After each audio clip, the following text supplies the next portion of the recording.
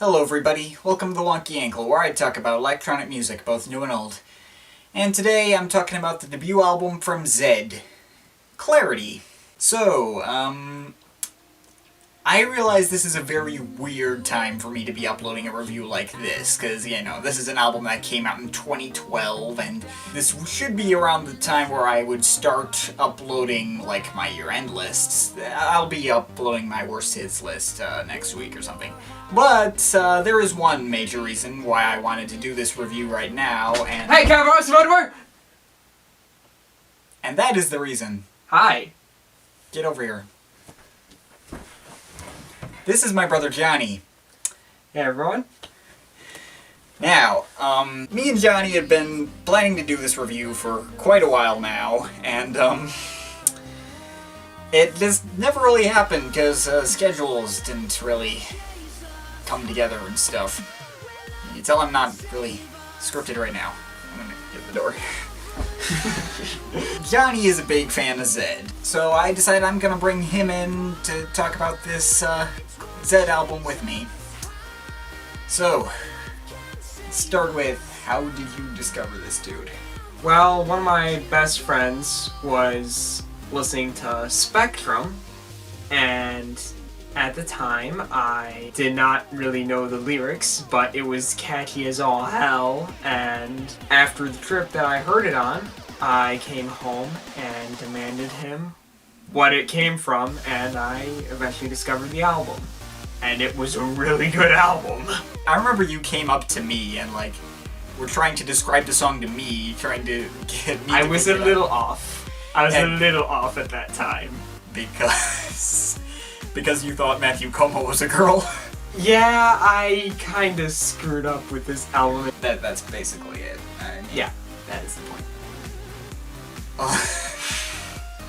Alright, so, let's start with, why do you like this album so much? All the songs in the album are catchy. They all meld together really well.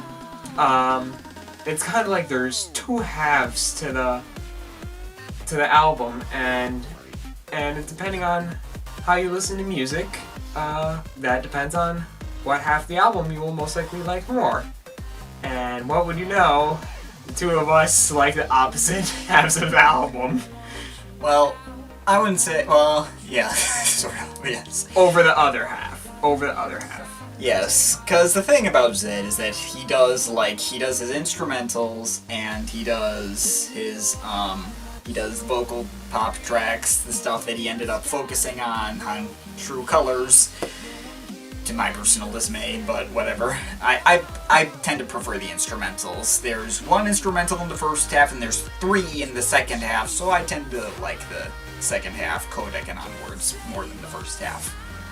And I love lyrics, and I love singing along the songs, and I'm way better than him at singing. And yes. Yes, he can actually make his voice go high without sounding ridiculous like I do. We're not going to test that out. So, what are your favorite songs of the album?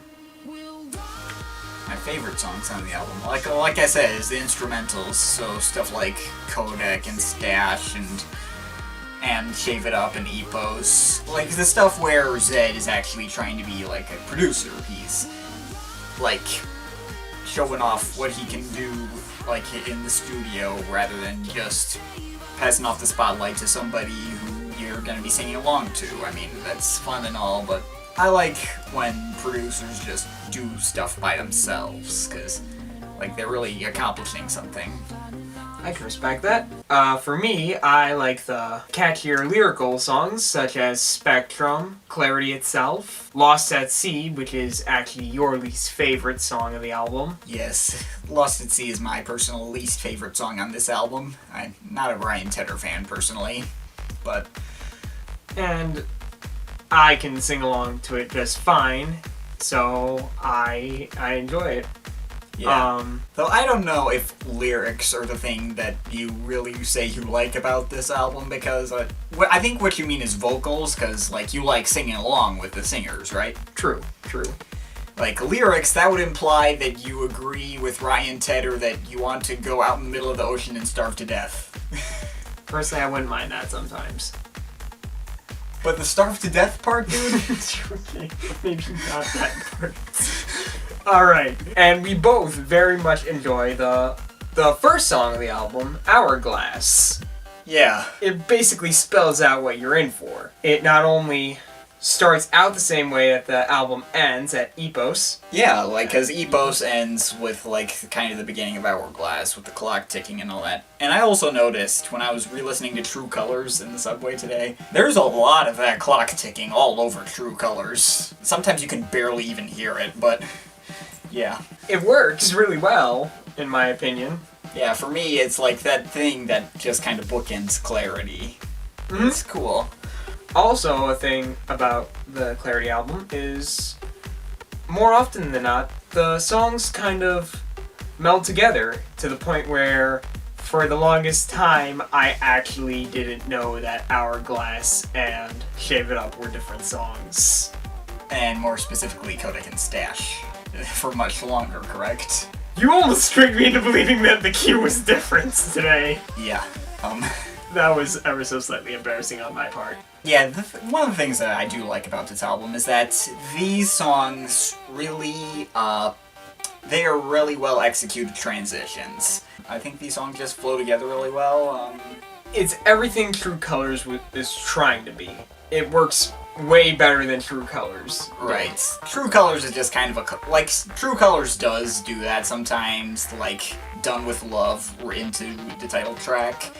But that's, and Paper Cut into Bumblebee, but that's, like, it's not nearly as prevalent. There are like 3 different instances on this album where you couldn't really tell when one song started and the next one began. I mean, when one song ended and the next one began. Blech. True, but needless to say, almost all of the songs are really catchy, and if you ask me, my least favorite is Epos, because after 9 catchy songs, and then one not as catchy one, it didn't work as well for me. That one, Anyways. yeah, I was kind of on board with you on that one for a while, but as of, like, recently, that one's actually been growing on me a lot. I think that one's actually kind of catchier than I might have given it credit for earlier. I mean, it's probably my least favorite of the instrumentals, but it's still a pretty awesome song in its own right. Well, I guess one of the big things that I can't think of anything, like, specifically wrong with Clarity, but my mind often goes to a different album that sounds similar to this one, but is better in basically every way, and that's BT's These Hopeful Machines. And yeah, that... I really like that album, but I don't really think about it that often when I listen to Zedd. But at the same time, the thing about when I listen to music is, and this is why me making mistakes when I'm listening has happened so often, and that is, I can't see my iPod screen when I'm listening. That's right, because his iPod has, like, a broken lock button.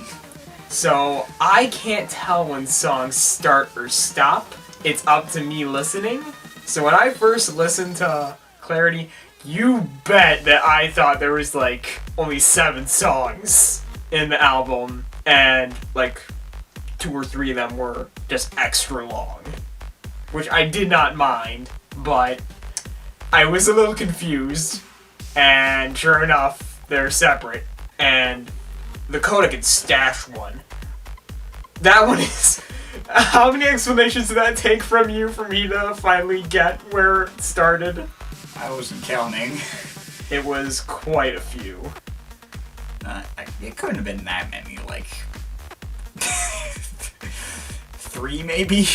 That's a lot of explanations! Well, it's not really explanation so much as me just kind of mentioning offhand where it might have started or stopped or something. Yeah, that's true. But yeah, as I was saying about BT, I do think Clarity does have a very similar sound to that of BT's These Hopeful Machines, and I think that comparison definitely works against Clarity for me personally, because the fact that I think about BT at all is something pretty amazing by itself, but Zedd just isn't even close to as good as BT. At least he's reminding me of BT, which is something cool, but whatever. I think Clarity is a lot more concise than These Hopeful Machines. It's a lot tighter than These Hopeful Machines too, but I personally much prefer the really long and fleshed out stuff that These Hopeful Machines offers. Okay, that's fair. And when you really get down to it, I guess it's not really, I don't have that much to complain about, because Zedd operates within a genre that is so full of bullshit. And they do it really well for that genre. Well, what? They? Who?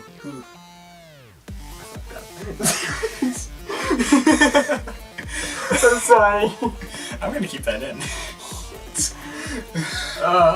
First time for everything. But this is a genre where people like Swedish House Mafia and Calvin Harris and Avicii and Martin Garrix and of course fucking David Guetta.